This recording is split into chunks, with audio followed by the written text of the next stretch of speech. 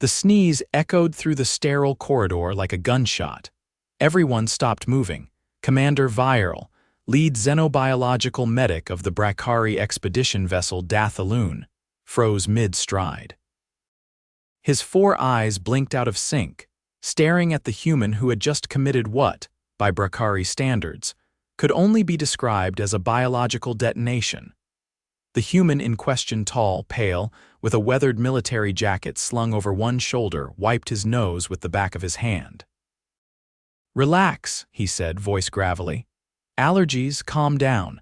The silence that followed was nearly theological in weight. Allergies.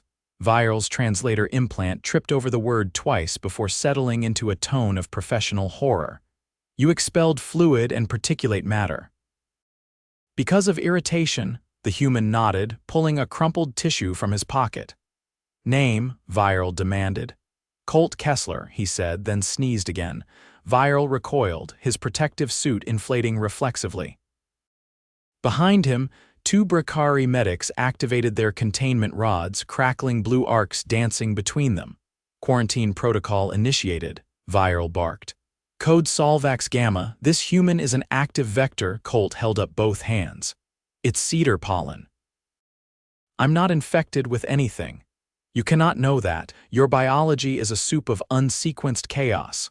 "You invited me here," Colt said, gesturing broadly to the corridor. "You wanted human advisors. I'm advising. Sometimes we sneeze. It doesn't mean we're dying." "Usually?" Viral turned to the nearest comm panel.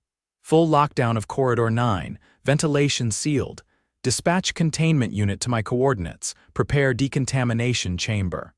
Colt's shoulders sagged as the sleek, curved bulkhead doors slammed shut on either side of the hall. He looked up at the blinking red lights. "I told you," he muttered, "just allergies." 30 minutes later, Colt sat on a raised platform inside a transparent dome. His boots, jacket, and every personal item had been removed and stored in a sealed case.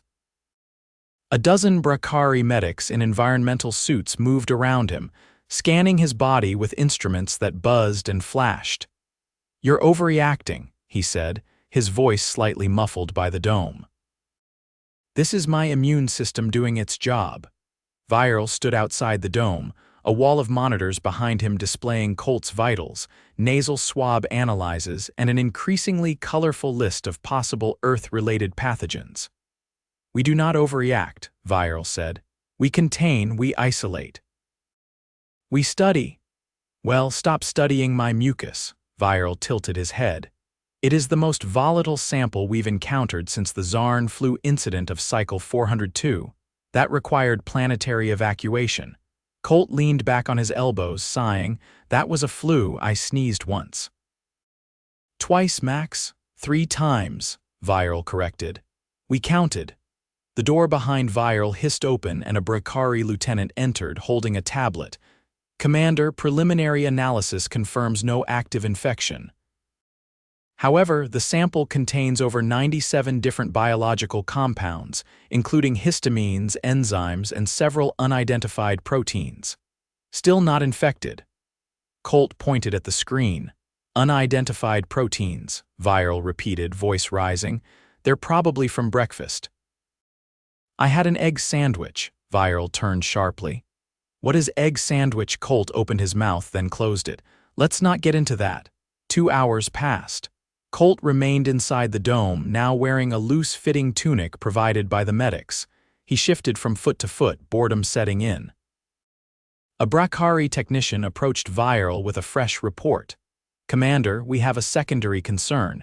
The human's immune response is aggressive. It's attacking airborne particles that our own filtration systems cannot detect."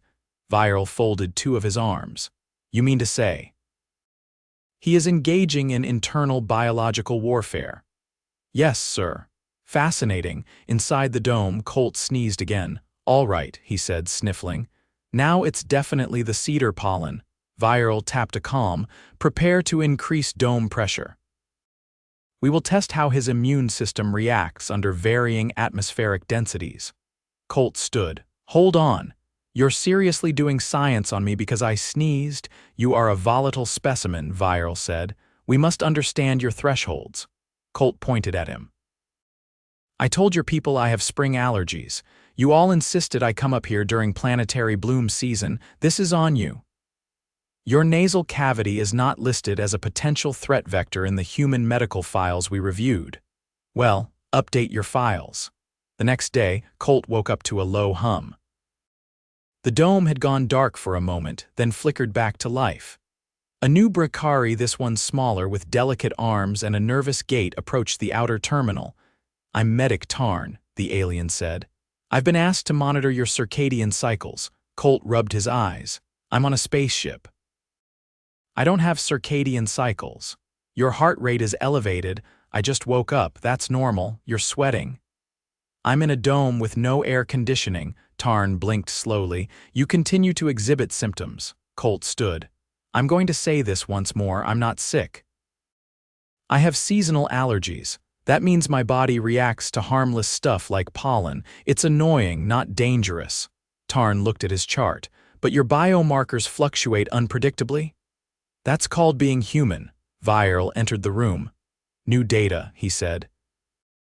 Your nasal discharge contains an enzyme that deconstructs certain Brakari cell membranes. Colt groaned. That's mucus. It's not a weapon. Viral paused. Are you sure? Yes. Then explain why it melts our lab filters. It's acidic. Barely. It's not designed to attack you. Nothing about your biology appears designed, Viral replied. It is wild, chaotic. That's called evolution. Tarn whispered something into Viral's ear. The commander nodded slowly. We are moving you to Isolation Bay 7. What? Why, you sneezed during sleep, Tarn said. It triggered the dome's secondary alarm. Colt sat back down on the cot. I'm not going anywhere. Viral's voice was calm. Then we will move the dome. 3 days later, Isolation Bay 7 had been transformed into a mini lab devoted entirely to studying human allergies. Colt was now the unwilling subject of dozens of airflow experiments, immune response assessments, and exposure trials. He had been shown holographic simulations of his own sneeze in slow motion, analyzed by a dozen Brakari scientists with the enthusiasm of children watching fireworks. By the end of the week, Colt had stopped arguing. He sat quietly, sneezed occasionally, and grew increasingly irritated by the taste of Brakari nutrition paste. This is not food, he said one evening, poking at the gelatinous cube on his tray. It contains all necessary amino structures, Tarn said. It tastes like sadness. That is not a flavor we measure for. Colt pushed the tray away. I want to speak to a diplomat. Viral entered from the far door holding a tablet. Denied. You can't keep me here forever. Incorrect. You are under medical quarantine until we can rule out long-term contamination risk. Colt stood, gripping the edge of the tray. I'm going to sneeze again, and not because I'm sick, because your air scrubbers suck. Viral narrowed his eyes. Do not weaponize your symptoms. They're not symptoms, Colt snapped. They're reactions. If you'd just let me out, I could show you how to treat them. Viral tilted his head. You possess internal knowledge of this condition? Yeah, it's called antihistamines. I had some in my jacket. The one you locked in a vault, Tarn blinked. You had a cure in your clothing. It's not a cure. It just reduces the reaction. Viral turned to the technician. Retrieve the jacket. Immediately. An hour later, the jacket was placed in an airlock. Colt pointed to the inside pocket. Check that, little blister pack, says loratadine. Tarn retrieved the tablets and scanned them. We detect no viral agents, just chemicals. Yeah, it's medicine. Viral hesitated. We assumed your species administered treatments via injection or dermal absorption. We can swallow pills too. Tarn handed him one through the decontamination slot. Colt downed it with a cup of recycled water. Now we wait, he said. Within 20 minutes, Colt's sinuses cleared.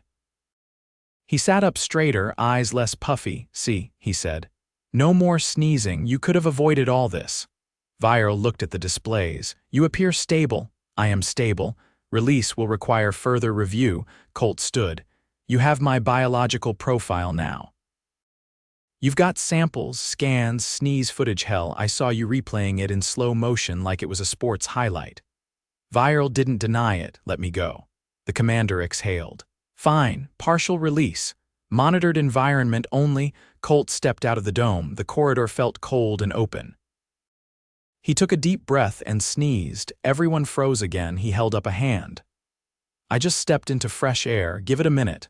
Viral turned to Tarn. Prepare isolation bay 8, Colt groaned. You've got to be kidding me.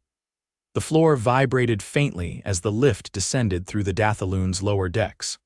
Colt stood inside a transparent containment cylinder mounted on an anti-static hoverpad, arms crossed, eyes fixed on the Brakari escort ahead of him. Tarn walked beside the cylinder, eyes darting from the readings on his wrist console to Colt's posture. You're not blinking much, Tarn murmured, tapping a note into his datapad. I'm not a specimen, Colt said. I'm irritated. That's a measurable state, Tarn replied. We correlate emotion with immune modulation. Great.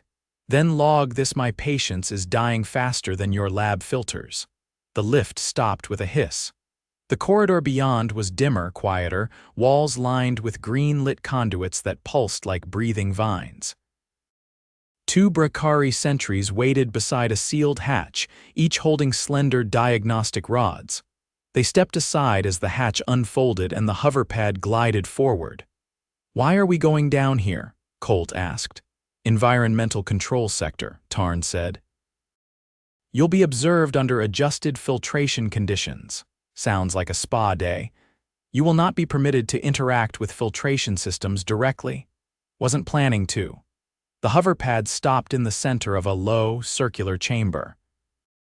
The walls were embedded with microvent arrays, each surrounded by a faintly glowing ring of sensors.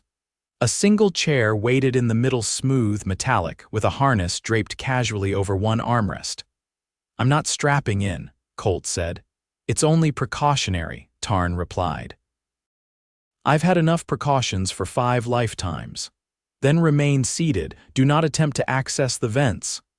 I wasn't going to romance your air system, Tarn hesitated, antennae twitching. That's not a phrase we track. Good, Colt muttered, stepping off the pad. Let's just get this over with. The chair adjusted the moment he sat down, contouring to his back and legs with unsettling accuracy. Tarn stepped back, whispering a command into his console. The room hummed to life. A scent hit Colt first, not strong, just faintly sweet. Then a dry tickle started in his throat. You're pumping in allergens. We're monitoring your response to ambient levels. I told you what would happen. We're verifying resilience thresholds. Colt coughed once, then twice. He leaned forward, grimacing. That's not cedar. That's birch, Tarn blinked. You distinguish species by scent? Yeah, and that one's a bastard. Data scrolled across Tarn's console. Respiration elevated, glandular output increasing. Lacrimal activity spiking. I'm tearing up, not leaking coolant, noted. Colt pinched the bridge of his nose. You're trying to simulate Earth's spring in a spaceship. That's not going to end well. We've isolated particulate clusters to individual release nozzles. Each test lasts 90 seconds. You're using me like a canary in a pollen mine. Is that a toxic environment analogy? I'm saying you're pushing it. Tarn tapped a new sequence. The scent shifted again, this time sharper, almost citrusy. Colt's eyes squinted. That's ragweed. I swear if you add mold spores, I'm walking out of here. There is no door handle, figured. Another series of sneezes racked him short, breathless, almost rhythmic. The sensors buzzed in what might have been excitement. Tarn leaned forward slightly. Your histamine levels are disproportionately high compared to other humans we sampled. Colt blinked through watering eyes. You've sampled others, passive readings. No one else responded so acutely. Lucky me. Your system appears to overreact. That's the definition of allergies. But your body adapts rapidly post-exposure. We observe rebound stabilization within minutes. I've lived with this since I was 6. My immune system's basically a drama student with a caffeine problem. Tarn looked up. So it exaggerates, constantly. The vents powered down. The air cleared. Colt leaned back, exhausted. You got what you needed.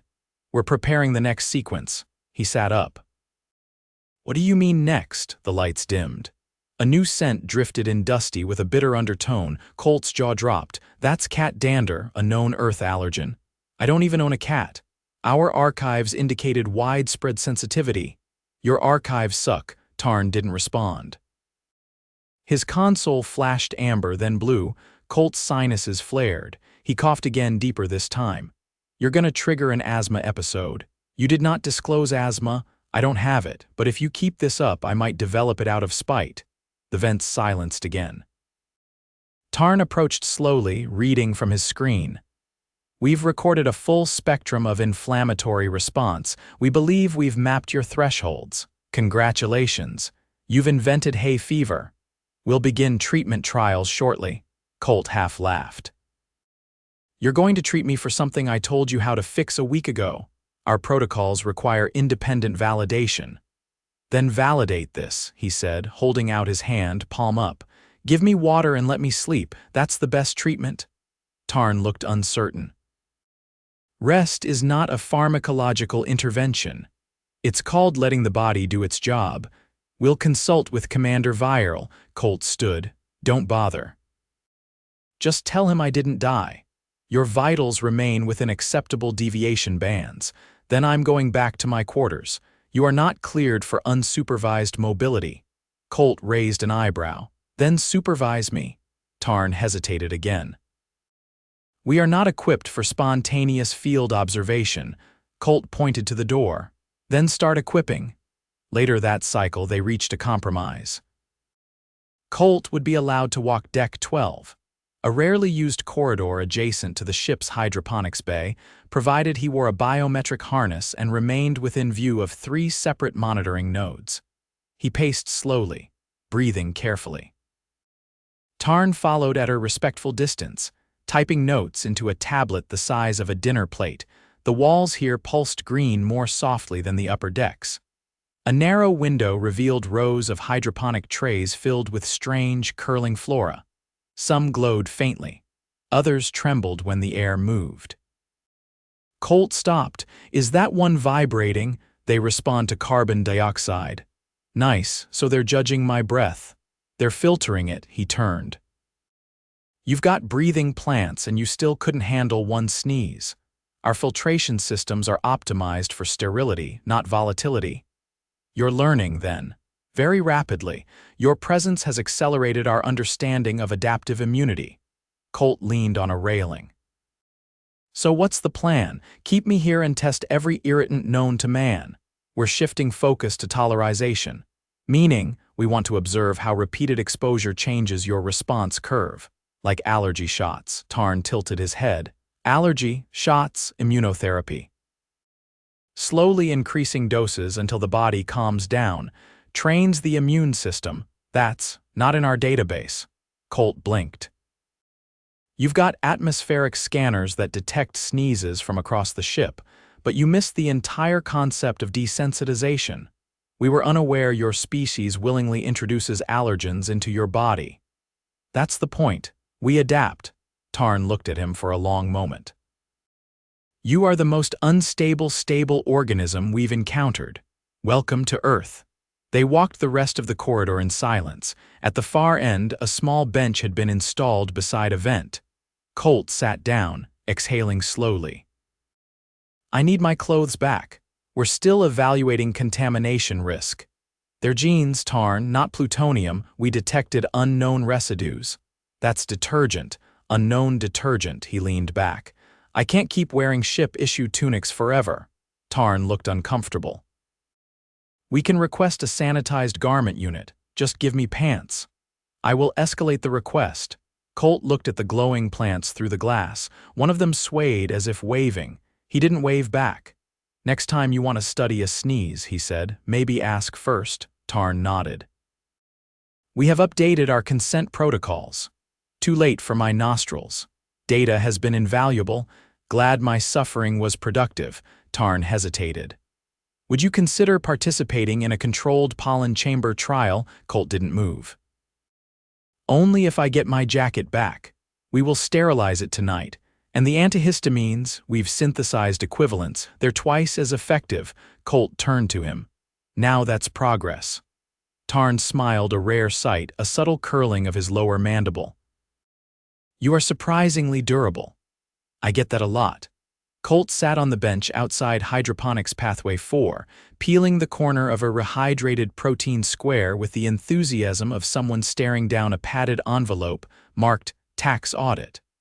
The corridor was quiet except for the occasional gurgle of nutrient tubes winding behind the walls. Tarn stood nearby, reviewing a fresh analysis on his wrist console. His antennae twitched once, then settled. Your red blood cell count increased slightly, Tarn said. We're unsure if it's correlated to your exposure yesterday. Colt didn't look up. Probably because I walked a few laps. It's called exercise. We accounted for metabolic activity. The spike is beyond baseline expectations. Maybe I'm just getting healthier. That would be statistically inconsistent with your stress indicators. Colt leaned back against the wall. Maybe I'm just complicated. Tarn considered that. We've noticed. 30 minutes later, Colt was escorted to the environmental adaptation room, a term he'd learned actually meant a windowless box with adjustable humidity and a single folding stool. The room had been subtly altered since his last visit. The walls were now coated with a matte substance that absorbed sound, and a vent in the ceiling emitted a low, continuous airflow calibrated to mimic late summer conditions from Northern Europe. Tarn followed him in, carrying a small, transparent case. This is the final assessment, Tarn said, placing the case on a pedestal. We're introducing controlled compounds from your original exposure: cedar pollen, birch, ragweed, and monitoring your reaction under pharmacological suppression. Colt eyed the case. You're going to gas me again. The air mixture is diluted to less than 5 micrograms per cubic meter, still sounds like gas. Tarn tapped a panel on the wall. The medication you took earlier is active. If it's effective, we'll observe minimal reaction. Colt exhaled slowly. Let's get it over with. The system engaged with a soft hiss. The air changed subtly but noticeably. Colt's nose tingled. He blinked, but no tears formed. His breathing remained steady. Tarn watched closely. No immediate inflammation. Feels like someone lightly insulted my sinuses. That's about it. Pulse rate is stable. No histamine flare. Colt raised an eyebrow. So your super science confirms what I told you a week ago. Tarn adjusted a dial. We're verifying consistency under varied concentrations. Of course you are. Another minute passed. Colt sniffed once experimentally. Nothing, he said. I think your version of the meds works better than mine. They were synthesized using your original sample, then enhanced for broader receptor coverage. Colt nodded. Still doesn't taste like anything. They're not designed for flavor, I noticed. Tarn turned off the airflow. The room cycled back to neutral atmosphere. You have demonstrated resilience across all test conditions, Tarn said. We have no further justification for quarantine. Colt stood. That's the best sentence I've heard since I got here. Commander Viral has authorized your return to General Crew Quarters. Do I get my boots back, or are those still suspected of biological warfare? They've been decontaminated and returned to your locker. Colt stretched, then paused. I'm not going to sneeze on the way out and get re-quarantined, right? Your current biometrics suggest no imminent reaction. Good. Because if I had to live another day in those ship-issue slippers, I was going to start a diplomatic incident. Tarn hesitated at the door. Before you leave, one question. Colt turned to him. Shoot. When your immune system initiates this type of response, do you find it distressing? It's annoying, yeah, but you get used to it. You learn what triggers it, how to manage it. Would you call it adaptive? Colt chuckled. That's the word of the week around here, isn't it? Tarn inclined his head. We believe it is the key to understanding your species. I'd argue stubbornness plays a bigger role. Your resilience is notable. Colt stepped into the corridor. You know, Tarn, for what it's worth, you're the least irritating part of this whole experience. Tarn blinked. That is acceptable praise. They walked together in silence toward the lift. The ship's ambient lighting had shifted slightly from blue to a warmer hue, signaling the end of the day cycle. Near the main junction, the doors opened to reveal Viral, flanked by two Brakari aides. He stepped forward, arms folded neatly across his chest. "We have concluded our observations," he said. "Your release is approved." "About time," Colt replied. "I was starting to feel like a sneezy lab rat." "You provided critical data," Viral said.